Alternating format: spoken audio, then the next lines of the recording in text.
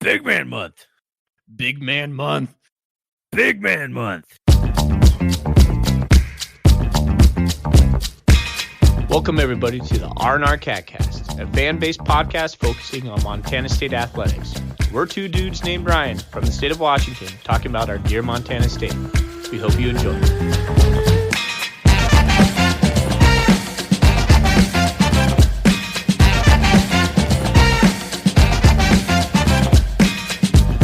Welcome back, Bobcat fans. You know what Mike Kramer used to call November? Big Man Month. That's right. Big Man Month. We're here, man. November, man. It is Big Man Month.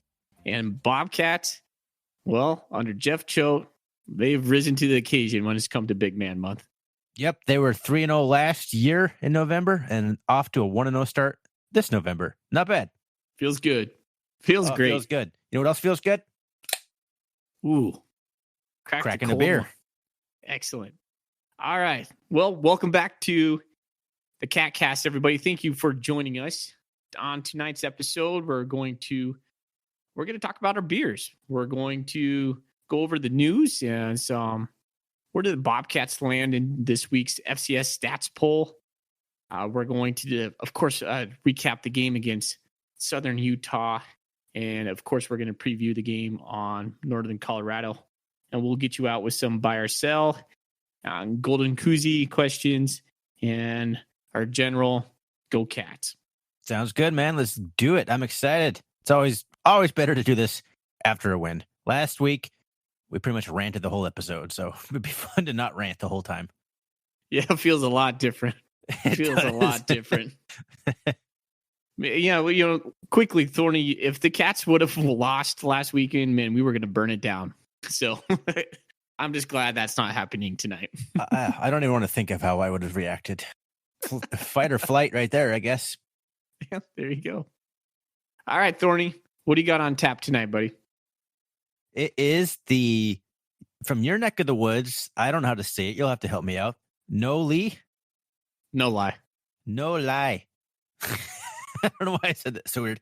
The No Lie Wrecking Ball Imperial Stout from Spokane, Washington. That sounds big. It is big. It's got a huge ball and chain wrecking ball on it because I wanted another beer that spoke to how I felt about the game last week. I picked out an IPA. I took one for the team, the Golden Grit. Clearly willed us to victory. So in keeping with that tradition, I got the wrecking ball because Troy Anderson was turning into a wrecking ball. Kind of living up to, I think, what everyone hoped we'd see out of him this year. But it is 9.5% alcohol with 100 IBUs. With 100 IBUs? 100. Thorny. Big Man Month. Man, you're blowing my mind, man. For someone who like avoids IBUs like the plague, you're going all out. It's crazy. Are you feeling okay? In all honesty, I didn't know it was that high of IBU until I took it home and I was reading it before I opened it. Big Man Month. It's actually really good. It's actually pretty damn good. It's not that bitter. It's got like a rich coffee chocolatey taste to it. Imperial Stout. It's good. Nice, man. Well, I'll return the favor. If you took one from my neck of the woods, I got one from Seattle, Georgetown Brewing, Bodhisattva, India Pale Ale. That's just Point Break right there, Thorny. Like the movie? Yeah, man. That's paying homage to good old Patrick Swayze right there. Nice. Yeah, so they have a couple. They also have another beer named Johnny Utah, which is a pale ale. Nice. So it's extremely pale. Yeah, Bodhisattva, man. It's one I've had a couple times before, mainly on tap. But you can find it in the cans, and I picked a 6-pack up just this afternoon. It's a good one. Nice. Good choice. Right on, man. Okay.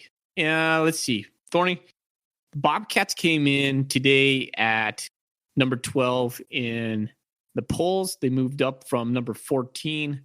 That's about where I thought they would land. What's your thoughts? That sounds about right.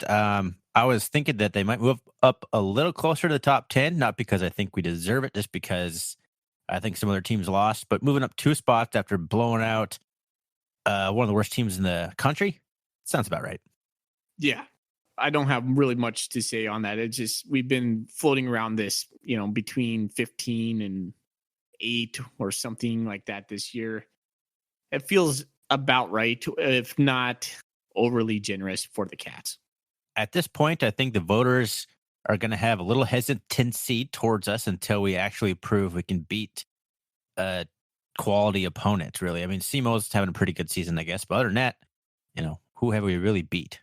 It's a good point. SEMO's up to 17 this week in the FCS stats poll. And so that's looking better for us each week. Okay, Thorny, you did not vote in the Big Sky Podcast Network power ranking, but I'm going to put you on the spot. Give me your top 5. I would have put, and you and I talked about this, and I think I switched my vote around. Weber State, Sac State, the Grizz, the Bobcats, and Eastern, I guess. Flip-flop Eastern and UC Davis, really. But I think Eastern deserved it after a win. Yeah, that's exactly the same how my top 5 were. I put Eastern at number 5. Let's see. Yeah, Sac State was number 2 behind Weber, and then I had the Grizz and then the Cats. So carbon copies there. I went back and forth on Sac State and the Grizz, but ultimately you convinced me that, hey, Sac State still owns a win over the Grizz, and losing to Weber, that's not the end of the world. Not that big a deal, really. Well, then, Montana jumps up to number 6 in the nation right now, and Sac State sitting at 8 after that loss to Weber. I mean, Weber did kind of take Sac State to the woodshed. Kevin Thompson got injured, and so that's definitely a factor there.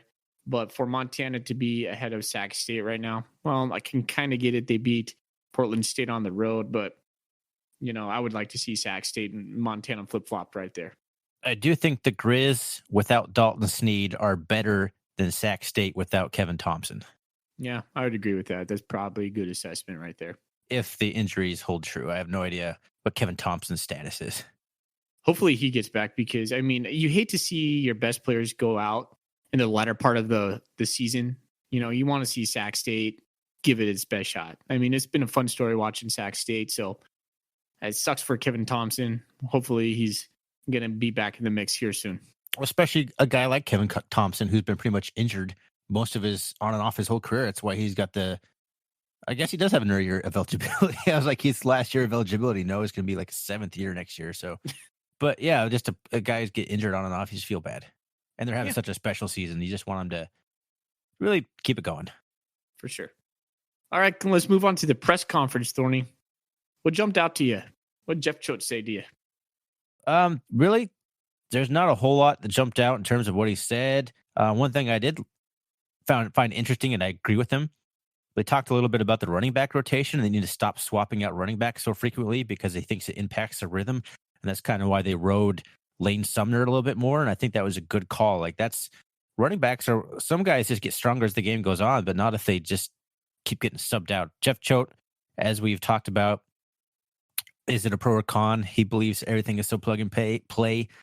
Still to be determined, I guess, but it's looking like he's kind of rethinking his stance, at least when it comes to running backs. This is a good point. I remember him saying that.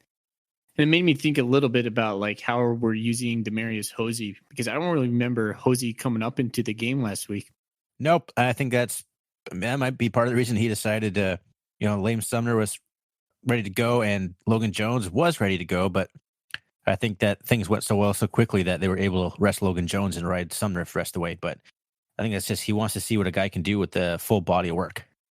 Gotcha.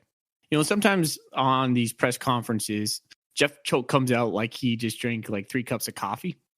But this one felt a little bit more like he was drinking a beer around a campfire to me. He just seemed a little bit more relaxed, more reflective. It might be that just, later in the season kind of attitude, but it's kind of different, the different hats he wears for his press conferences. Despite what he may have said last week or this week, he had been starting to feel an inkling of pressure somewhere after losing that game. So he probably was a little relaxed, a little bit of a weight off his shoulders. Like, all right, things are back on track. Yeah, that's probably a good point. The other big thing that came out of the press conference was he did say that he thinks Munchie Filer will end up redshirting, which is kind of a bummer for him and for us because I think he is our best cornerback. But if he's not good to go, I guess it's a positive because it means we'll get him back next year.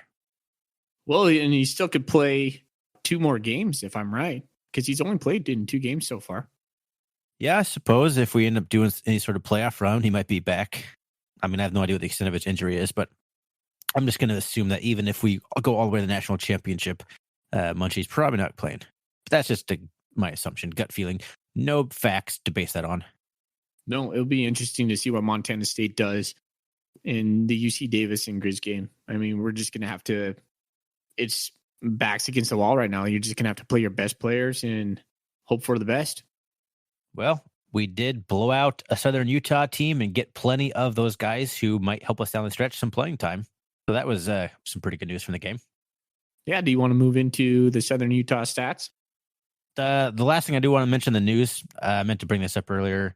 Basketball season starts tomorrow. Men's basketball tips off at Utah State, and I believe it's on Root Sports. So if you bought Root Sports online streaming just to watch us slaughter Southern Utah, you also get the bonus of watching the Bobcats probably get slaughtered by like the number 17 ranked Utah State.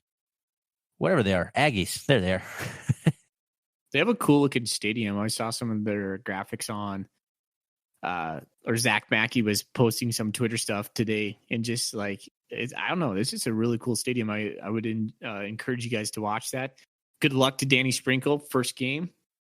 I'm really excited about Montana State basketball. Maybe you and I will have to do some sort of basketball recap. That's not our strong suit, but I think we did one episode last year. We did, only because Brian Fish got fired, and we talked about that.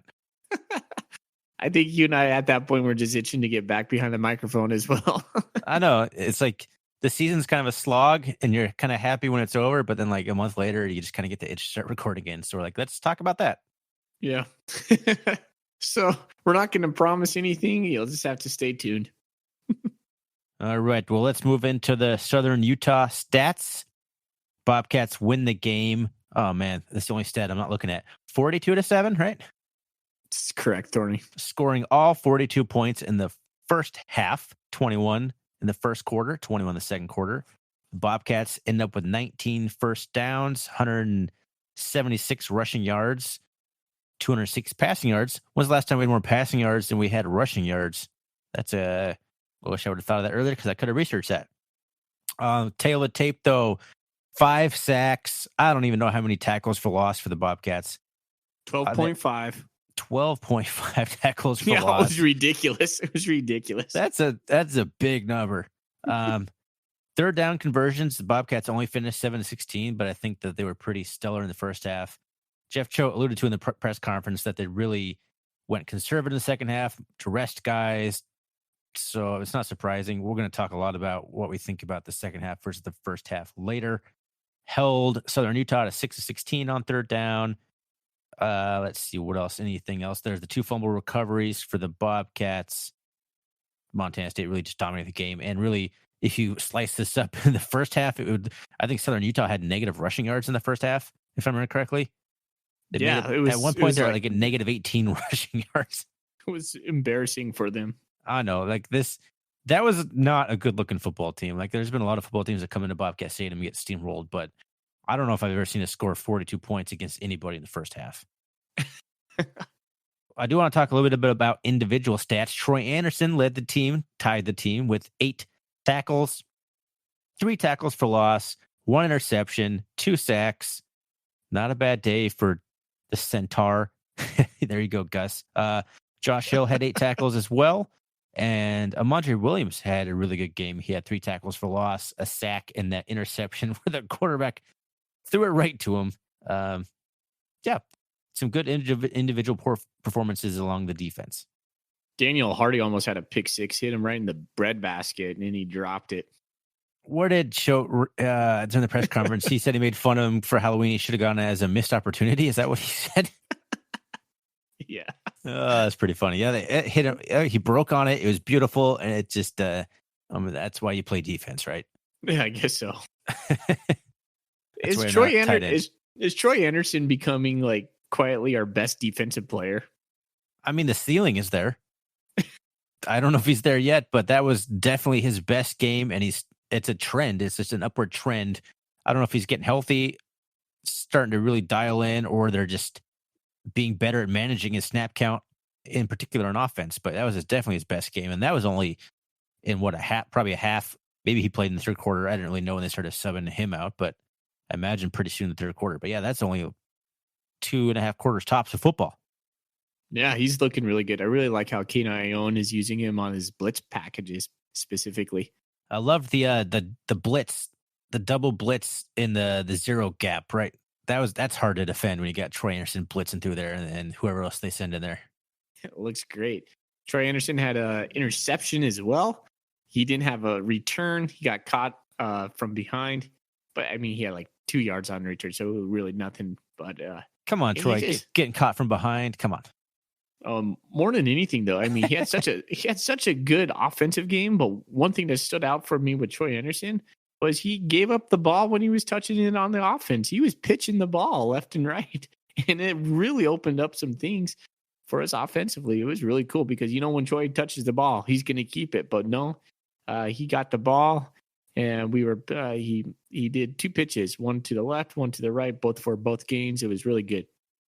That leads me into something that I did. I compiled I went and re-listened to our episode from last week and kind of compiled a list of things I thought that we talked about, us basically complaining, like, why don't we do this? Why don't we do that? We need to see this. I kind of compiled our list together, and I want to kind of go through it, spend kind of the recap talking about that and seeing if we did some of the things that we talked about and if we liked what we saw. But one real quick thing before we get into that, kind of keeping on the stat track.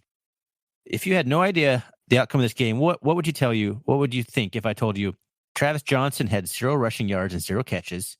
Trey Anderson had 1 rush for 16 yards, and we didn't hit 200 rushing yards as a team. What do you think we won? Given what we've done this season and the stat lines from the rest of our games, I would have said, nope, we would have lost that game. Exactly. Like, that's some crazy stats. Elaine Sumner led the team with rushing with 93 yards also. Just kind of throwing that out there. Not that he's a bad running back or anything, just kind of, if he's doing that, what's going on kind of thing. Yeah. Choate said that they pulled him early. If they would have left him in, he probably would have easily got 100. I mean, there's some big stats left out there that we just didn't take. So yeah, it's just a weird game all around, an exciting game for the Bobcats. I mean, we're going to break it down. Maybe we'll have different opinions on that. Why don't you get into the thing? Okay. One of the first things that, from what I called our wish list, we needed to play to win. Do you think we played to win? I absolutely do. Oh, yeah, absolutely. That's a no-brainer right there. Until the second half, I felt like we went back to our old kind of, conservative play not to lose. But that was by design. I mean, we really just, subbed in. And I mean, that was obvious. I was more upset at the time when I was seeing this. I mean, you and I were texting through the game. I was like, we need to score at least 14 points in the second half to be happy. And when we put up a goose egg in the second half, I was ticked. And then you're like, you need to calm down. I believe the word that you said was putrid. It was specific word. Yeah, well, there was some easy missed opportunities. I mean, we need to go into those because you just go back and look at the game, but we missed some wide open guys and, some plays on fourth down that we did not hit. You're scratching your head like, come on. Like, how do you go from having such a prolific first half to such a putrid second half? Well, that's the way I felt on Saturday. Now, with a little bit of time to reflect on it, I feel pretty okay with what we were doing in the second half. So, yes, I feel like we were playing to win. I mean, for a half of it. Yeah. after listening to Jeff Choate's press conference and kind of him talking about how much of that was by design, you would have liked to seen some better production because there was still like Tucker Roy was still in there and all this stuff. But I don't think it's something to panic about, really, or be even too concerned about. No, not at all. After coasting after being up 42-0 at halftime, it's going to be a little bit low energy. Yeah, if we wanted to put points on the board in the second half, we certainly could have. So it's nothing big. And going for it on fourth down, and I remember a couple people chatting about that on the Bobcat Nation. Well, Jeff Choate specifically addressed that. He said, we just wanted to keep the clock running out of respect for Southern Utah. Mercy kill. Yeah. He said, we just wanted to get out of there. Yeah. All right. Keep going, Thorny. All right. So one of the things that we both harped on, play calling. I believe your words here. I have them down here. Unimaginative and predictable. Not to call you. I'm not calling you anything. I'm just saying. I'm just kind of recapping what we talked about last episode. It's all on air. It's not like you can go back and say I didn't say that because it's clearly there. What do you think? In fact, you gave Matt Miller a D grade. What did you give him for this game? Let's just leave it at that. What did you give Matt Miller a grade for this game on an island? Oh man, that's a good question. I would say I'm going to go into the B category. If not B plus. Like we saw at least, I want to say probably close to 10 plays we have never seen before. And for sure. It was awesome. But then at one point I started wondering, I was like, why are we putting this all out there right now? I mean, the game is in hand. But I think part of it too, Thorny, was Tucker Rovig just looks so much better, just so much more confident. And I wonder if that just opens up the playbook a little bit more. Now, Matt Miller, too, was down on the sideline. That is something different. And Brian Armstrong, I believe, was calling plays as well. So we're back to that kind of dual offensive coordinator again. I heard that. I didn't really hear that Brian Armstrong was calling plays. Okay, so I might be wrong on that, but I should probably research that before I just threw that out there. It seems to me that guy heard that maybe he's calling the running plays. Matt Miller might be calling the passing plays. I don't know. I can't take that back now. But if that's the case, that was that Bob Cole thing, right? So these co-coordinators has never been a really good idea. So, but whatever, it looked good Saturday. And kind of building off that, we talked about getting the tight ends involved. We certainly did with that. Derek Snell had a heck of a game. That guy is he's an athlete. He's got some offensive skills. Oh, absolutely, man. One of my favorite he had a plays. Nice spin move. When was that? I can't remember that one. He caught maybe a pass up the sideline and he spun back in because the guy was bearing down on him. So he had a spin move, a tight end. Yeah. Okay. Was that his 23-yard reception that just Rovig just put it between zone coverage and just looks like a next level quarterback? There were so many highlights and big plays from the first half that kind of just blurs together. So I'm not entirely sure what the result of that play was. It is a big play. It's at least a 10-yard reception. Yeah. I mean, it's so nice to see our tight ends getting back into the mix in the offense. You specifically called about the play action tight end drag, and that we did that. I know. Some tweeted at us. They said, it's like they listened to your podcast. I mean, that kind of gave me the idea for this, to be honest with you. I'm not doing this to pat ourselves on the back because there's some stuff on here that we certainly whiffed on. It's just kind of we went on a big rant. I just want to kind of just curious to see if we had any idea what we're talking about, basically. If we're idiots or maybe some of the stuff we talked about had some merit. It's kind of where the point of this is really. I like to think Matt Miller was there like Wednesday night, trying to get some sleep, thinking about the game. And he's like, well, you know what? I'm just going to put on the R&R CatCast. Looks over on his iPhone, new R&R CatCast available. Like, oh, yes. That's exactly how it goes, I'm sure. It's like, those Ryans got some good points. Let's do it. Let's see how mean they are to me this week. Totally how it goes. The one thing we did talk about, the one where we did not see this, and then I don't know if we can see this again this year, but the play from last year where the wide receiver, it's a deep pass, we don't connect on it, we swap out a wide receiver and run right back at the defensive back. You know what I'm talking about? We talked about this last episode. Oh yeah. So certainly did not see that. So that's fine. But I'm just kind of, that was on our wish list. So I'm just going down the list of things we talked about. No, Thorny, you're wrong there. We did do that. We did? When? Yeah. I do remember specifically watching the game going, yeah, we missed on one and then we went right back at it. It might have been with Casey Bauman. Oh, maybe. Yeah, maybe. I watched a little bit less the second half. Okay. So, but yeah, I remember seeing it. So And then one other big thing I want to talk about here, and you've already kind of hit on it. We talked about the Wildcat quarterbacks needing to give the ball up. And I don't know if we necessarily thought that would be pitches from Troy Anderson, but we did talk about Troy Anderson having to give the ball up. And you already mentioned that in this episode, but that was one thing we kind of harped on. And it was really good to see. And I think it really caught the defense off guard. Oh, absolutely. The whole defense was crashing in on Troy. You watch that whole line, and the whole defensive line is just focusing on Troy. Troy just flips it out to the side, and Perry or Sumner, I can't remember which one, just takes off. And it's just like, yeah, that's the easy call right there. So now that's on tape, right? Maybe this has been a season-long slow build to like how in a game you keep running the ball, and eventually you're going to play action and hit them. Maybe that's just something we've been doing all season long. That's why all the quarterbacks keep it the entire time, is because eventually we're not going to keep the ball. And we waited until we played Southern Utah to do it. Highly doubt. Oh man, we're having too much fun on this episode because that's so true. It's like, when has Troy actually pitched the ball? Unless that was his first one this year. I'm almost positive that was his first pitch of the year. I know. It netted us like 30 or 40 yards on that first play we did. It was great. Do it more often. Come on, Cat.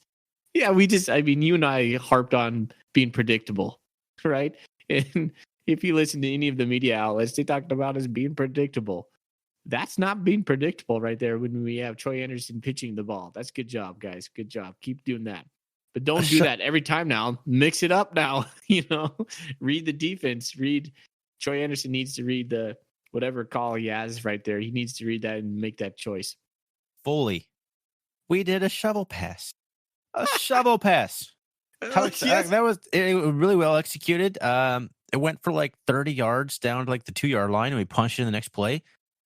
I've been waiting for that's just such a play that helps keep the pressure off. We don't have any way right now not at least until before this game, to keep a defense from just teeing off on Tucker Rovig, because he's not going to beat you deep. And we didn't have any sort of blitz beating pass play like every other team on the planet has. We didn't have a shovel pass or a delayed handoff or effective screen pass game. So it was really good to see us get something that potentially is going to take some of the pressure off a team that's starting to get pretty blitz heavy on us. Oh, absolutely. Just something simple as a shovel pass, just like the most basic thing you can think of when it comes to offense. And we just implemented it, and now we're just giddy about it. Right? One shovel pass, my favorite play all season long. It's just crazy how rudimentary our offense has been. And now we see a couple wrinkles, like a tight end wheel route or a drag or a shovel pass, and you and I are just high-fiving each other across the state. We're just, yes, the Bobcats are back. Our offense is rolling. We're doing things that are, well, just what every other offense really does, but we're doing them now. It's good to go. Oh, man. It's about time, though. Well, it's exciting because we've been able to beat teams, a fair amount of teams. We obviously lost a couple. We've been able to win games without those kinds of plays. So if we actually start adding legitimate plays like that into our arsenal, it really helps us. Like, it significantly helps the offense. Like, I don't think it can be understated how big a deal it is to have these kinds of plays actually work for us. Oh, for sure. And I can't remember who was saying it after the game, but they're like, yeah, we had to practice these plays a little bit more. It moves away a little bit from our DNA. And I just kept thinking, I was like, these are just basic plays. This should have been practiced all season long. Like, this shouldn't have just been like some install on week 8. Like, this should have been in the summertime. So it seems a little bit odd to me, but hey, they're there now, and keep them going. The last thing I want to talk really about, kind of the Matt Miller subject. You implored Matt Miller to prove you wrong, prove the doubters wrong. Do you think he proved you wrong at least for one game? Well, yes. The short answer is yes. In my mind, immediately skipped ahead to the next couple games. It's like, okay, now don't come predictable again. Okay, so we showed some new wrinkles. Just don't rest on those. Keep evolving, keep doing something different. Or I think he's going to, but But I don't know. You would have liked to think this would have happened prior to this game. If we would have had anything like this in North Dakota, we would be sitting with one more win right now, with this going into Northern Colorado, saying, we just need to get this to secure our punch in our playoff ticket, but we didn't. So I don't know. One game's nice. We'll see. It's a good start at the very least. Yeah. Positive momentum. It's a very good step in the right direction. Yeah, for sure. One other thing that you mentioned a lot, getting Lance McCutcheon involved. He showed up. I didn't even know he was on the team still. I mean, okay, it's a slight exaggeration. I knew he was on the team, but yeah, he caught some passes. And what was his stat line, Thorny? He was 3 for 44. That's what it was. He caught 3 passes in a game. Good job, Lance McCutcheon, for showing up. There was a really nice play where Rovig was, I think it was a third down play. Rovig sat back in the pocket while it collapsed, ran forward, looked like he was going to scramble, but instead threw the ball right before the line of scrimmage, hit McCutcheon on a crossing route, and McCutcheon went and got the first down. It was like a 3rd and 7. It was a really good play by Troy. It's really good awareness by Lance McCutcheon. It was like, yes, those are the kind of plays we need to see on 3rd down. We picked up a couple of 3rd and longs that were not what we normally do. So that was good to see this game. I also think that, I think it was Lance where it was like maybe a 3rd and 12, and Rovig kind of dumped off to him on a crossing route, but he had space in front of him and it just went right through his hands. So that wasn't so good. Yeah. I don't know if he got the first down or not, but he had plenty of space. I think he probably had a decent chance at doing so. Yeah. That's another thing. We did have a couple of easy drops for first downs, specifically in the second half. Who knows? We might have got those 14 points I talked about earlier if we picked those up. There's just some stuff to work on. Yep. Let's see. What else we got here? We talked about playmakers needing to make plays. Jeff Cho talked about it last week. I thought that was a big improvement for us, and that's not just offensively. We're going to switch to the defense side of the ball. I thought pretty much everyone on the defense made a play. Troy Anderson made more plays he's made all season. Amandre Williams, I think, kind of had a breakout game a little bit himself. Braden Conkle had the fumble recovery that he returned for quite a ways. It was a really good effort all along everywhere. Like, I thought the play mix, some of the guys that we expect to make plays on a day in, day out basis did in one of the most consistent manners I've seen so far this season. Bobcat defensive's given up 14 points in 2 weeks. Southern Utah went 59 points against Idaho State the week before. I'm telling you, man, our defense right now is just playing lights out. It's becoming that defense that we have been talking about all season. We've been questioning them. Sometimes they've been on this like roller coaster ride, but their arc right now is just, their timing is great. I love what our defense is doing. And you need to even mention the fact that Southern Utah only scored on our 2nd or 3rd stringers too. Might have been 4th stringers. Yeah. They marched right down the field on whoever it was for sure. But that was their third string quarterback too. When we get to like True. Jeff Joe said, when we get to a 3rd string quarterback, we're probably having a good day. That's true. Southern Utah did not have a good day. No, they're missing. I mean, in defense of Southern Utah, they're missing some of their key players. That's true. It was kind of like one of those things where everything went right for the Bobcats, and then they just buried Southern Utah from the get-go. And Southern Utah just is like, well, they just looked uninspired, and we were just rolling. Like, we just got it back. The guys were having fun. They weren't hanging their heads. We were just playing with intensity, and it's something that, like, Coulter kind of talked about it today. It's just like, that needs to be more consistent. Like, it just doesn't happen, has to happen in the month of November, like October. Like, every game should be that same intensity. And I think that should be a work upon for Jeff Choate and his crew. No, I kind of want to get away from the needing to have our backs against the wall to really play with the fire and passion we need to, because this team is full of talent. And when we play like we did in the first half, I know it's Southern Utah, but that's still going to translate to a lot of wins. It may not be 42-0 in the first half, but you play like that, you're going to win a lot of football games. Yeah, and the mental aspect is huge with this team.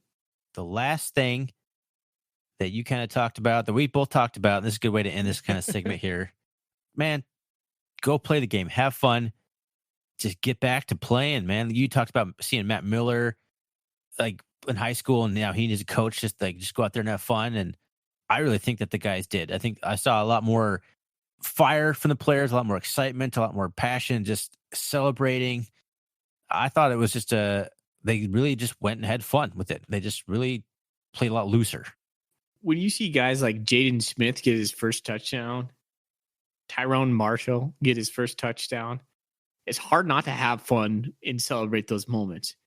And that's one of the bright spots about this game is just the young guys stepping up and just making plays. Jaden Smith looked legit on the outside. Hey, that guy's got some size, right? Like, that makes me excited for next year. It makes me excited for what's to come this year.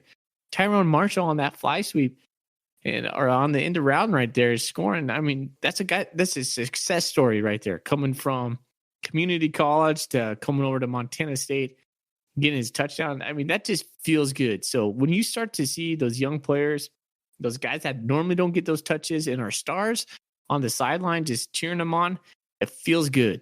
It feels great. Yeah, there's a lot of young guys who got playing time in this game. And I had to look at go to the MSU Bobcat roster several times because I didn't know who everyone's number was. I was like, who is that? Yeah, right. It's a good thing when you have guys playing not due to injury because you're coasting and you just have to getting some guys some action. That's super important. That's one of the things that develops a program over long term because you have these guys that start getting playing time as a sophomore, especially now with the redshirt rule. You can have them come in for a handful of snaps at the end of a game. But you can do that 4 times freshman year and still redshirt. So being up enough to get these guys some experience, just any experience when the bullets are live, not in a practice situation, is only going to pay huge dividends later in their careers. Totally agree with that, Thorny. And it just feels good for them. It keeps them hungry. All right, Thorny. So how about, do you have any other thoughts on this Southern Utah game? Not Southern Utah specifically, but why did the Bobcats either start hot and finish cold or start cold and finish hot, Foley? Gosh, that's a huge question. It is. I just sprung it on you, but we don't have to answer it. But that's just like 4 quarters of football. I mean, we could keep that as rhetorical. It's something, like I said, I think it's something that Jeff Choate kind of in the offseason needs to think about because it's like patterns and we're starting to see it. And it's not just within the game because, we've been talking about, hey, can we put together 4 quarters? All 4 quarters, all three phases. That still hasn't happened yet. But in the arc of a season too, like it seems like October is not the month for Bobcat football. And at least the last 2 years, like we're like, okay, October, we're gonna lose 2 here and there, but don't worry, November's coming, big man month, and we're gonna take care of month. And we're gonna take care of business. Well, you know what? Fingers crossed right now, right? Because it looks good. It looks good, but come on. I mean, it's all out in front of us. We got 3 huge games coming up. And if we would have won at North Dakota, we'd be playing this weekend and our ticket would be stamped, if we win. And that feels good. That feels way better than going, okay, you got to win in Greeley, which is a weird place to play. And then you have to go on the road again to UC Davis. Who's UC Davis going to be? I was looking at their schedule just yesterday, and I'm just like, who are these guys? It's just a weird. I mean, the Bobcats put themselves in this position. They could have taken care of business, and it's just, Jeff. That's on Jeff Choate. To me, that's on Jeff Choate and the coaching staff right there, not our players. No, we talked about it pretty extensively last episode. We think it's more of a coaching problem. I don't know how much we've mentioned this on this podcast. We talk about this quite a bit offline, that we just think a lot of the issues we have with the passing game, the offense, we don't necessarily lay at the feet of Tucker Rovig. Like, he has to improve, we agree, but we feel like more of the issues just in general in the offense have been more the coaching side of things. And I really kind of saw some steps being taken there that made me a lot more optimistic about the outlook of the rest of the season, just based on how the coaching played out. Oh, for sure. And it was kind of the best case scenario. So, like, let's say we get up 21 points in the first quarter, that really opens up or like kind of loosens the I don't know if the tightness if it is the right word, but it loosens up the play calling where you can start to try some stuff and things start working. That's the best case scenario for the Cats right there. Because if we go into a tight game with Southern Utah, well, what are we gonna do? Is Matt Miller gonna go and still call the game he just did, or is he gonna go back to some stuff that he's been calling? And so that's really interesting to me. Like when it gets tight, what are we gonna do? But best case scenario happened for the Cats. Now we have called it. We have success with it. Makes it a little easier to call when the going gets tough. Jim Lear on Twitter asks, why are we creative offensively in blowouts or against teams we think we should beat, but when we play good defense like North Dakota, we play vanilla with little creativity? Kind of ties exactly into what we're talking about. What are your thoughts on that? I think that goes back to the mentality Jeff Choate brings to the team. I think he gets too intense sometimes, and when we play these upper echelon teams, I feel like he just clutches the reins on the team, and he just doesn't let his coaches coach. I don't feel like he trusts a lot of people in that point. And I think he tries to micromanage a little bit more during those situations and tries to control the situation just a little bit more. When we have these lesser opponents and we start getting on a roll, he's like, okay, yeah, just call whatever you want. I mean, this is just my opinion, but it seems like what's happening. So what I really would like to see Jeff Choate do is just take that step and of trust your coordinators, trust Matt Miller, trust K-9, make those calls and just let him play. And I think that's his next step to balance that. I think that's a great answer, and I hadn't really thought about it from quite that perspective, but it makes sense. Like when we're in a game where it's a tight maybe game or a game that against an opponent we think is pretty evenly matched with us, Jeff Choate maybe has more control and kind of tightens things. I was thinking more just the fact that the whole team just has this kind of sense of not to lose mentality. Like we talked about, we're playing tight, we're playing not to lose. It's a big game. We can't lose this game. But when you play a team that you look on film and you think like, oh, we can beat these guys just straight up, you play a bit looser. I mean, a lot of it just has to do with just having that winner's mentality, or maybe just Jeff Choate letting you have that mentality, but it's all mental. I mean, that's all it really is. It's purely a mental aspect of the game that's causing the Bobcats to kind of play tight or coach tight in games that are more evenly matched, like North Dakota. So I think that's a great question, Jim. And I don't know how great of an answer we gave you here, but those kind of our thoughts on that. Good question. Nice job, Jim. Hey, Jim, get to us. I'll send you that golden koozie. Woo! We always do a clap. Thorny, just a little bit on the golden koozies. It was really cool to see the golden koozie movement take force on Game 7 of the World Series last week. That was fun. Yep, Bear Tycoon got on the action, and it was him and I think it's Troy who both tweeted a picture of their koozies watching the Game 7 within minutes of each other. It was kind of funny. Oh, Pete was in there too. Pete Burfening. Oh, Pete. It was Pete. It was totally Pete. I'm wrong. Yeah, man. The golden koozies, they're fun. It's just like our little pet project. It's so cool. So if you want one of those golden koozies, get at us. You can always go on the Twitter, #golden koozie, or you can get on the Bobcat Nation, or you could email us at rrcatcast@gmail.com. All right. Yep. Keep it up, guys. And I think it's a perfect time to move on. Anything else you want to talk about? Southern Utah.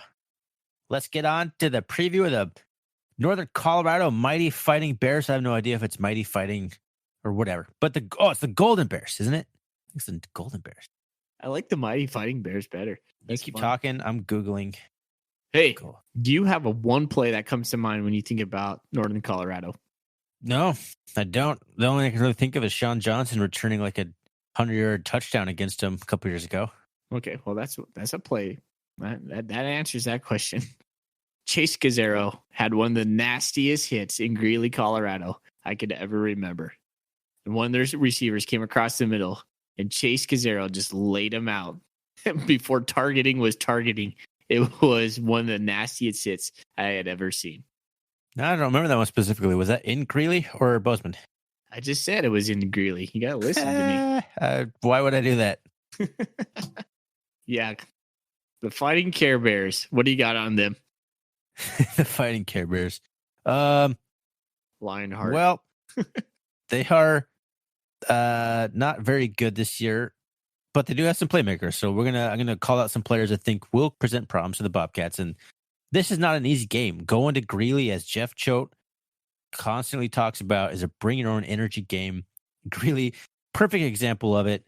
They got the grass field, the kind of the small bleacher. I don't want to insult them too bad, but that high school-esque field, it's a bring your own energy game. But they got yet another 6th-year veteran quarterback in Jacob Knipp, who is a 6'4", 213-pound senior. I mean, the whole offense goes through Jacob Knipp. The Bears go as he goes. So that's really one player to keep an eye on. The other guy is Milo Hall, who is a 5'8", 190-pound senior. He leads the league in rushing attempts. I didn't keep the number down. I should have. But he only averages 3.3 yards per carry. They basically just run him into a brick wall, like nonstop, and just give him 25 carries a game. Is there anyone on offense that you saw for the Northern Colorado Bears that worry you?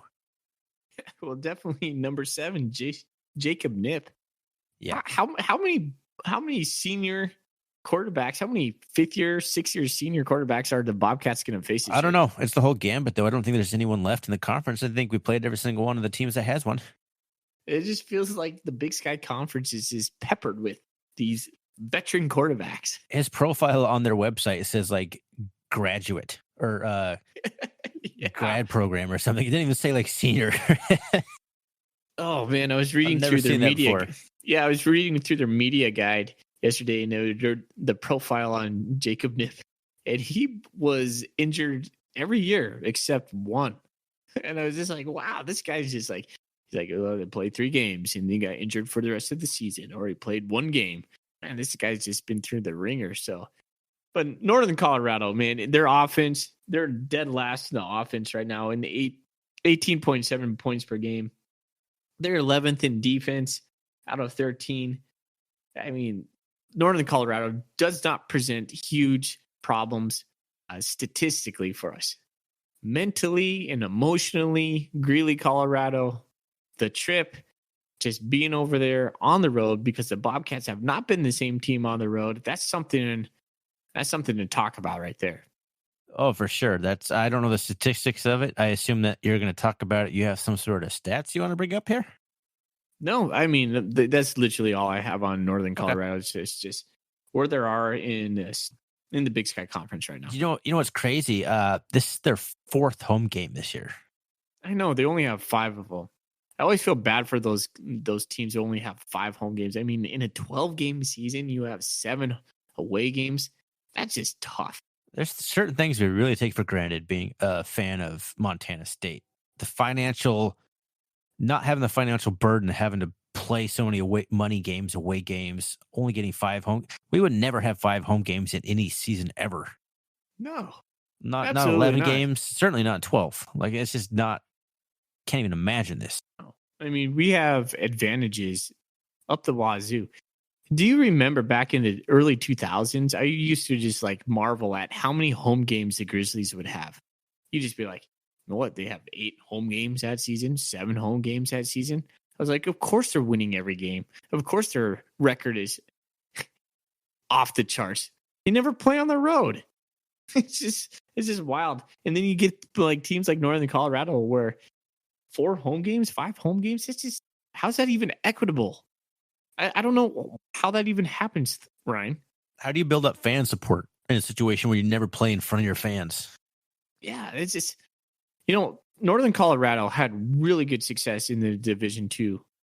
They should have never came to the Big Sky. I mean, hindsight's 2020 on that. Well, look at Ernest Collins, their head coach. He's in their 8th year at Northern Colorado. Cushiest job in the history of anything.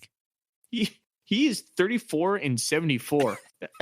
34-74. And he still has He's got like job. a 2 years left on his contract. They gave him a contract after last year.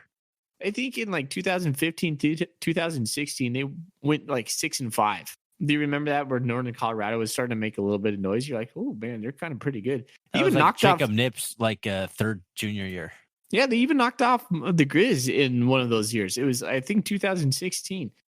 I mean, it is what it is. They're just largely inconsistent in, it's just, they just don't have the resources we have. And honestly, there's just too far south for us to, I mean, we haven't really talked about this in depth, but you and I should spend some time talking about just the Big Sky Conference in general. I think too many damn teams. Yeah, exactly. I think we could make an argument to cut a couple of these. In Northern Colorado would be one. Yep. I mean, it's easy to pile on, and I don't want to. This is not a game that we can dismiss. Like, let's get that out there. You kind of talked about it. Like, this is not a game we can just write off. They do have some playmakers. Offensively, I kind of mentioned a couple guys that I thought have an impact. Defensively, they have one of the best cornerbacks in the entire conference. Michael Walker, 6'1", 192, is a senior. He's first in the conference in interceptions. He's second in the league in passes defended at 11. He's got 11 passes defended.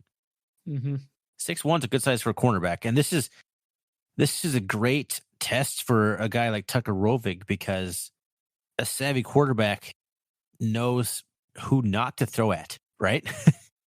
Yeah. You got a guy who's first in the league in interceptions. If you can avoid testing him, you avoid testing him. So it's going to be interesting to see just kind of that chess match there to see if Rovig can understand the mismatch against him and avoid it. That's an important progression for a quarterback. Tucker Rovig had such a better game with his eyes last weekend. I think it's his best game as a Bobcat. Yeah, me too. He made some plays where, I mean, he's just moving safeties with his eyes, and that's something that he, had lacked. And Jeff talked about it today. He's like, Tucker Rovig's maybe only played 12 games, maybe not even that. That's high. That's very high. He hasn't even played 10, I don't think.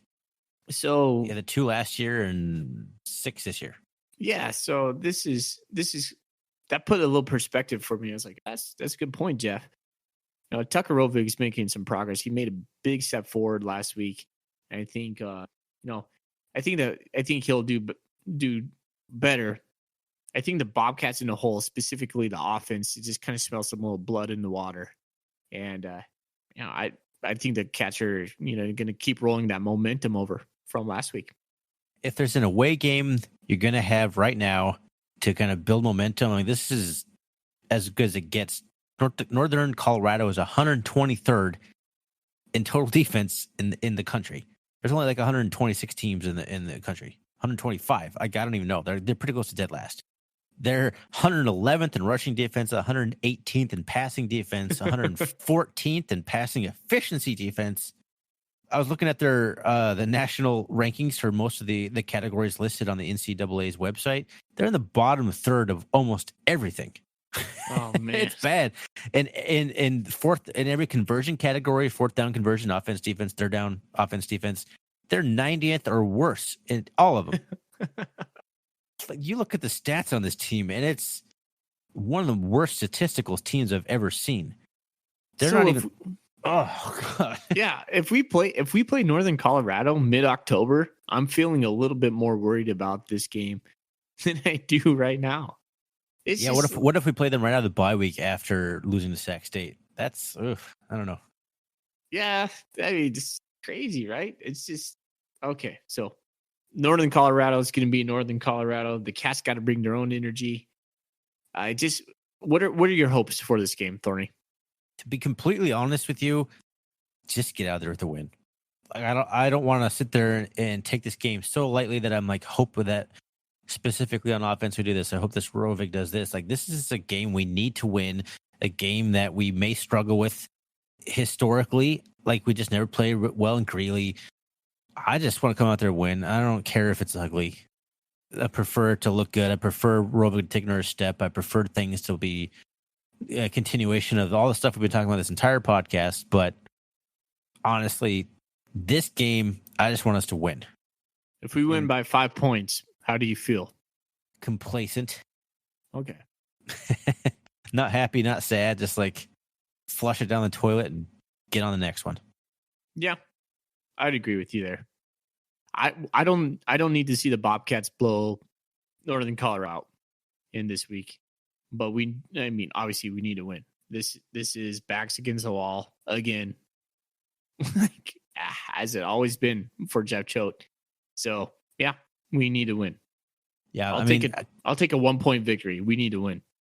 I mean, this is what Jeff Choate identifies as a trap game, right? You just had a huge win. You finally got the monkey off your back. Like you talked about last episode, it feels like I haven't won in a month. Well, we finally did win. We won in big, convincing fashion. Now we go on to the road with the low-energy stadium. And this is a hard game. It's a hard game just based on all the factors that aren't related to how good Northern Colorado is. So a win is all I care about. Ugly, whatever. I'm happy if we come out to win. Absolutely. One of the things I think is important to think right now is the Bobcats seem to have a momentum right now. Like that game from Southern Utah just felt good all around. Like we got some momentum. I think the Cats are going to come in here, play the month of November with some momentum. And so, Northern Colorado, I think is going to be just fine for. But I hate saying stuff like that. I'm very superstitious, you know me. But the Cats, they have some momentum right now, and I think they have the attention. And they know what's at stake. I mean, their team goals are at stake right now. They've mentioned all year long they wanted to have a seed. They need to win out to get a seed, right? I mean, they can't go. The seed is still a possibility. Yeah, for sure. The seed is still a possibility. A 9-3 team is still a possibility. I mean, you and I are assuming we'd lose one within this stretch. Who knows? We could win out. Oh, for sure. I mean, there's always a possibility. But let's hope that the continuation of playing a team that just beat Idaho State continues. Because they're coming off a victory. They are coming off their only second victory of the season. Yeah, they like playing the state of Idaho, I'll tell you what. Oh, did they beat Idaho too? Yeah, 27-24, and they beat Idaho State 26-20. The rest have been losses.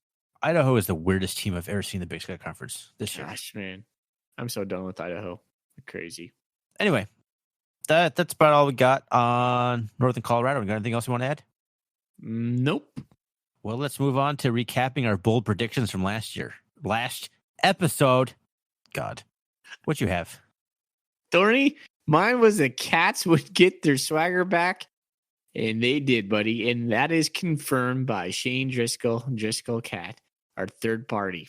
Yep, he did confirm via text, and I agree 100%. So, good job. Good prediction. Nice job, Foley. I predicted that Troy Anderson would take one single carry at running back, one measly, insignificant carry. He did not. I failed. He did so good on offense. He gave the ball up. It was great. He just didn't need to run the ball. I mean, he had that first play, whatever. But yeah. It's pretty funny how you ridiculed me for my bold prediction of that. And it didn't even come true. Apparently, it was extremely bold. So, well. Right. Moving on. Do you have a bold prediction for this week? You go first. I need to think. Oh, man. Ryan, I didn't have one. Okay, so good content. This is excellent content. Yeah. So here's my bold prediction. I think Tucker Rovig's going to pass for over 200 yards. Yeah, I'll allow it. That's fairly bold for a road game for sure. What's yours? That we will have 5 sacks. Back-to-back 5-sack games? Yep. Woo. All right. Getting dialed in. Troy's on fire. Mondre Williams on fire. Bryce Stirk plays a whole game. Yeah, 5. We get 5 sacks. Can't forget Chase Benson. Chase Benson was lights out last game. He was. We talked about how we think he's playing as good as he can play last week. I think we were wrong. He has a higher ceiling than we even gave him credit for. Nice job, Chase. Good job. All right, buy or sell, Thorny. You ready for this? I am. All right, Thorny, you're on the hot seat. The win against buy or sell, Thorny. The win against Southern Utah was fool's gold. You notice how that I let you ask this question, even though we could have asked this at any point during the entire episode. A little bit. I will buy that it's fool's gold because we can't expect to dominate any team like that. They were depleted. I know they came against an angry Bobcat team, but it's a little bit of fool's gold. Like, it's not like if you had to make me choose between a yes or no type situation, I would say, yeah, it is a little bit fool's gold. So I will buy that it is fool's gold in a way. Okay. Number 2, I'm concerned we didn't score in the second half. No, I'm going to sell that. After listening to Jeff Choate talk about the play, this kind of strategy in the second half, I'm not too concerned. Third question, buy or sell? I gained confidence in Miller's play calling. Oh, buy that. I liked what I saw. Will he continue to do so? Going back to our Golden Koozie question, can he do it? Is he going to have the not the courage is the wrong word, but is he going to just, be able to do that against teams when the game is tight? Have the confidence in his team? Will Jeff Choate has the confidence in him to call the plays moving down the stretch? So, but either way, I took a step, and yes, I will buy that. All right. Number 4, Thorny. I lose sleep because of the Bobcats. I'm selling it. I'm not really ever sleeping anyway because I have 2 toddlers. So, no, sell it. It doesn't affect me in a sleep deprivation style way. My mood, yes. Sleeping, nah. Okay. Last one, Thorny. Buy or sell pumpkin spice? Can I just say it different? Like, I don't really care. No, you can't. You got to buy or sell it. Well, then I'll buy it because pumpkin pie is delicious. Okay. Based on pumpkin pie alone, pumpkin spice is delicious. All right, Thorny, you're off But the I'll hot sell. seat. I will sell. It's gone way too far. So. Okay, so now you're selling. Which one are you doing? I'm gonna say buy it because the pumpkin spice is good, but it's gone too far. But I'm still gonna buy pumpkin spice is delicious. All right. You had me confused there for a moment. You're being wishy-washy. Right? I am. Come on. I am. All right. Thorny, you're officially off the hot seat. Fully my turn. Buy or sell? The win against SUU, Southern Utah, was fool's gold. I'm going to sell that. I think the Bobcats earned that. I don't think it's fool's gold. We are the dominant team there. They were just actualizing their potential. Good job, Bobcats. I'm going to buy that. You sold it. We are different. Number 2, I'm concerned we didn't score in the second half. I was concerned. I'm going to buy that. I was concerned we didn't score in the second half. I thought for sure we should have scored 7, at least 14. We didn't convert on a couple fourths. I know Jeff Choate said we are what we were, but all of a sudden we start playing conservative. And even in our conservative game, I thought Southern Utah being one of the last teams in run defense, we should have just been able to run the ball no matter what. We weren't. They were keen up on it. When Southern Utah got a little swagger in the second half. So specifically that third quarter, 0 points all around. It just felt weird. I'm selling that. I was concerned we didn't score in the second half. Number 3, I've gained confidence in Miller's play calling. That's a soft sell. I really liked what I saw. I need to see more. Number 4, I lose sleep because of the Bobcats. Unfortunately, I do have to buy that.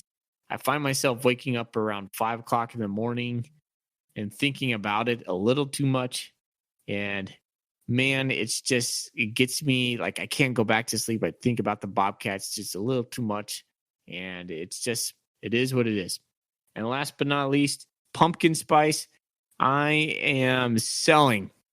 I just don't know the proliferation about pumpkin spice. I'm going to sell. I do like pumpkin pie, but it's not something that I really, really seek out. I know, Starbucks always touts pumpkin spice is back. I've never had a pumpkin spice latte. All right. Well, fair enough. I like your answers there. Yeah, there we go, man. So that was a tough one on the fool's gold one, but I just don't think we can get too excited about it is really where I landed on that one. Yeah. And then I'm just a little bit opposite. So that's good. All right. Well, let's wrap this up. We've been going on. I don't even know how long because I didn't keep track. We're well over an hour 10, hour and 15, somewhere in that range. I have no idea. But let's wrap it up. As usual, follow us on Twitter, RRCatcast. Please, if you listen to us on any podcast service, give us a like, subscribe, whatever. Give us a rating if you like what you see. If you don't like what you see, give us a rating too, because we're always looking for feedback on how we can improve. Give us some feedback on Bobcat Nation. answer our Golden Koozie questions for a chance to win a Golden Koozie, courtesy of Mr. Ryan Foley, the hottest koozie probably in the entire United States right now. Other than that, what? It probably is. I mean, I've converted you to a koozie, man. Come on now. I'm drinking this ridiculous Imperial Stout in my Golden Koozie. So, yes, you've converted me. So, again, thank you for listening. We really appreciate it. Go Cats. Go Cats.